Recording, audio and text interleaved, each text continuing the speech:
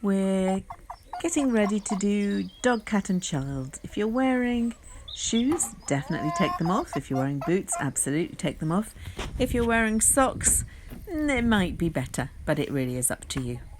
And then coming round onto all fours, starting with a flat back, having your hands under your shoulders, knees under the hips. To get yourself settled, check your hands in a good place. And then we're going to go into cat first. So the cat movement is where you arch the whole spine and then dip the whole spine. The first one you might want to do for a few breaths. And then if you want to, you can settle into one breath to one movement.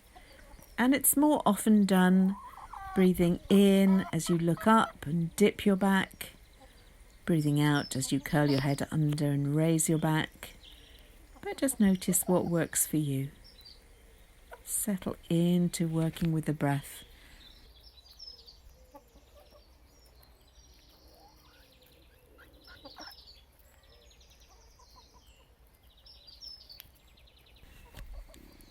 Moving with the breath is such a soothing way to work. It's really worth putting it together, I think. And just as many as feels right for you. Make sure you're remaining comfortable. And then we're going to think about moving into dog pose. There are various ways of getting into dog pose. The first thing is to turn the toes under, and then you can reach back with the hips first and then uncurl your knees. Or you could just come up more vertically, if you see what I mean, from cat. And then in dog pose, what we mainly do in my classes is to begin with the walking dog pose. You might call it paddling or pedaling. One knee bends and one heel lifts. The other heel reaches a bit more back towards the floor. And you get a movement in the spine as well as the release in the legs more easily. Coming down whenever you need to, so don't stay up too long in any of the dog poses. Keep an eye on what's happening in your wrists, your shoulders, your elbows.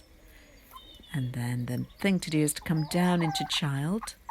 Now, child is really challenging for me now, so I'm not very folded. I have arthritis in my left knee.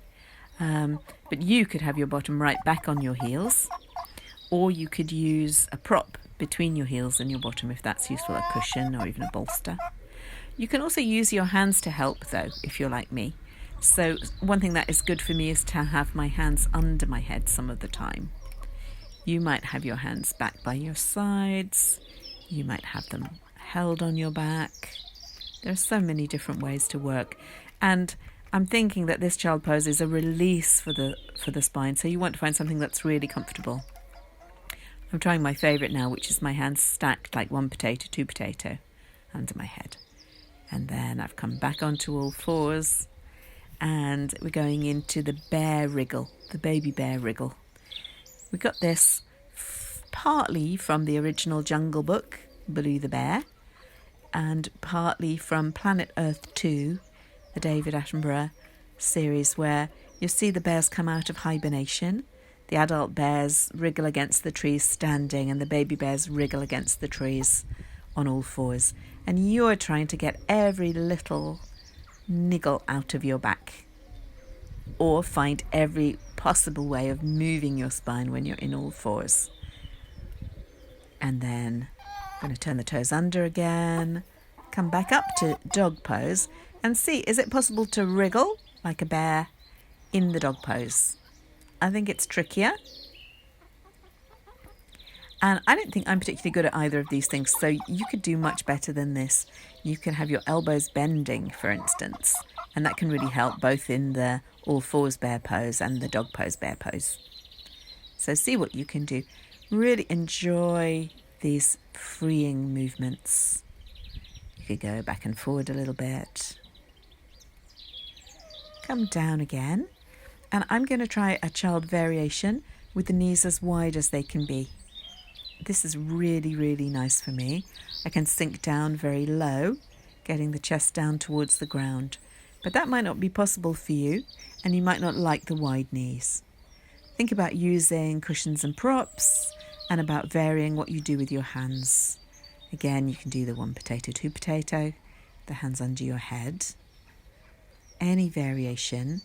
But in the wide-knee child pose, something that we've come really to love, many of the people in my class, is what we call nursery child, where you have the knees wide and the hands come back between the knees, maybe all the way down to the feet.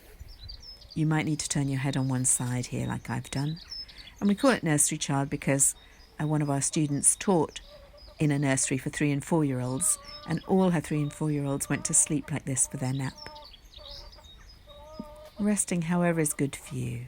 1 more breath and then come out again onto all fours. And we're going to go into the only part of this which I think is just a tiny bit more complicated, and also that you might want to watch out for a little more, which is the cat twist. You bend one elbow and you feed the other arm through and out to the side between the hand and the knee. You come down onto your shoulder and the side of the head if all of that is okay for you. Maybe watch the video the first time, see whether it looks like it's going to be a good idea for you, and just don't do this if it's not. For me, this is a twist that can get between the shoulder blades, which is something that I really feel is just so delicious and useful. Back to the middle. Maybe do a little symmetrical movement in the middle, cat, child, dog, whatever you feel like. And then come down ready for the second side of the cat twist.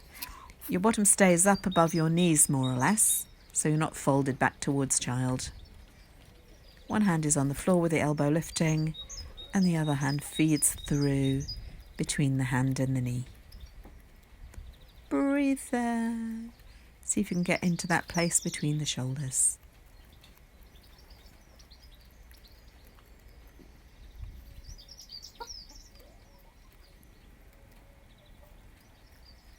Coming back to the middle. Turn the toes under, reach back into the dog pose, and then we're going to try the 1-leg dog pose if that's okay for you. So it's going to put a tiny bit more weight through the limbs that stay down. I move my foot to the centre before I lift the leg and then reach back. You might come up onto the toes, you might bend the standing knee, and there's a sort of steadiness that you can have where you're reaching back towards the wall, or you could bend the knee and lift the hip more towards the sky or the ceiling, more like you're going to come over a little bit. That can be more fun.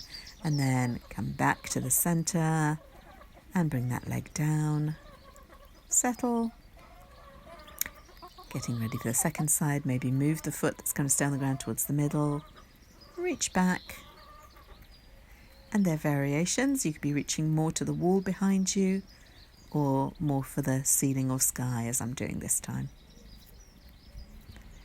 If you want to, bending the knee, letting the hip lift.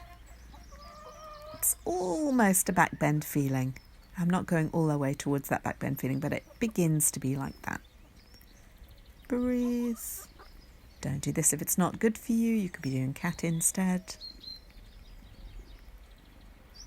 Come back down. Settle into the symmetry.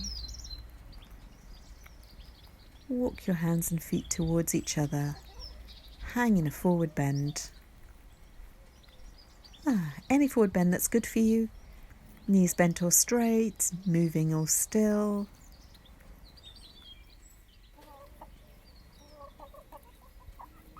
Breathe. Head heavy if it's okay. And if that's not okay, you can be more, if you're going to be dizzy, if that's not good for you, you can be more up with a flat back. And then unrolling slowly up to standing, the spine stacks.